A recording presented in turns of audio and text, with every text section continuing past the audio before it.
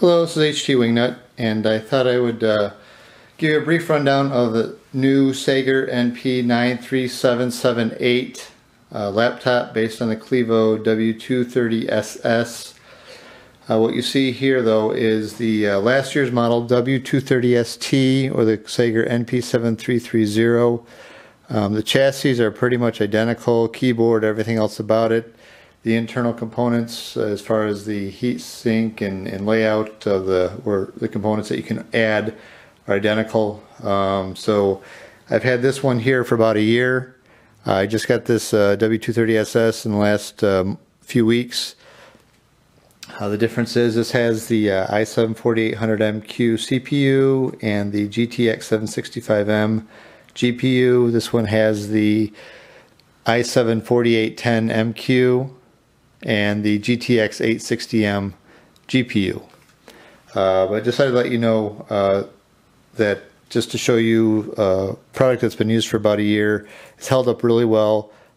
Keyboard is very firm still. The keys are still very good.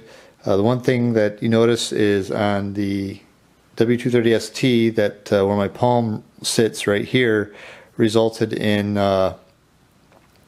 some wear of, I believe it's probably paint that's on that surface, and other users have complained of a wear on the touchpad when they use it.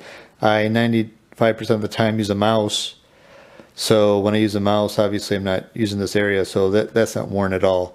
But this year they actually added a looks like a protector. It's like a silver matte protector over the touchpad, likely to prevent any kind of wear on the touchpad itself.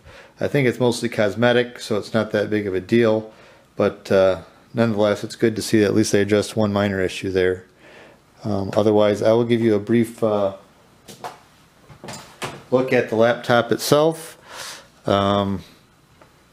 It's got the black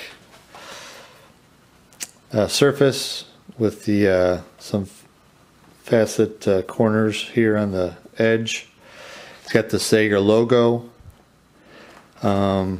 Take a tour of the ports around here. We've got 1, 2, 3 USB 3.0 ports. We've got the Logitech thing in there. And then you also have the HDMI port, VGA, Ethernet, that's gigabit power, and the Kensington lock port. Along the back, there's really nothing. Over on the right side, you've got the vent, USB 2.0, headphone, and microphone. And in the front, a vent. If I can get a good, doesn't seem like there's a very good light there, but either way, that, and you have a card reader. Oh, there we go, not very good light. On the bottom, you know, nothing special, just your vents and your battery, and otherwise, that's the gist of it. The LCD is LG IPS. Very nice screen, 1080p. That's the same as last year, and otherwise the machine itself is identical. Access under here requires 1, 2, 3. 1, 2, 3 screws removed. Pop this up, and there's the guts of the laptop. Zoom in here a little bit.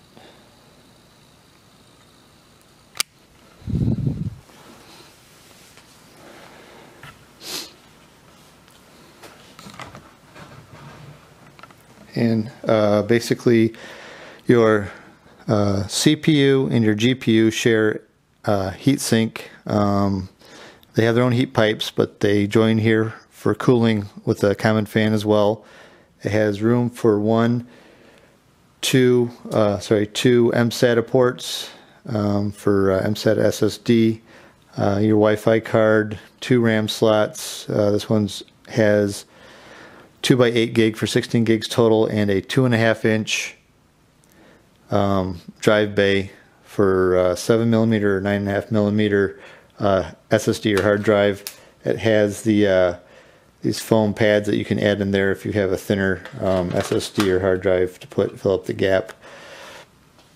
Otherwise, that's about the gist of it, and I will be providing some benchmarks and other information on this as time goes on here, and also probably going to show a repaste of the CPU and GPU, how quick and easy it is, and also it's pretty much generally what you do on most any other laptops, but I know some users are hesitant to do it themselves, but I think it behooves them to do it to improve their thermal performance on their laptop. Anyhow, thank you for listening.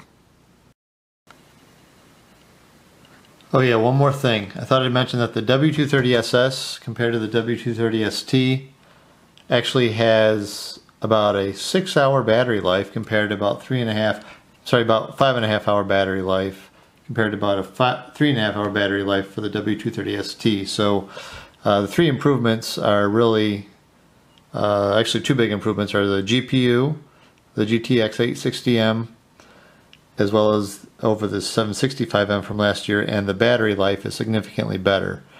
So hopefully that's something to consider as well.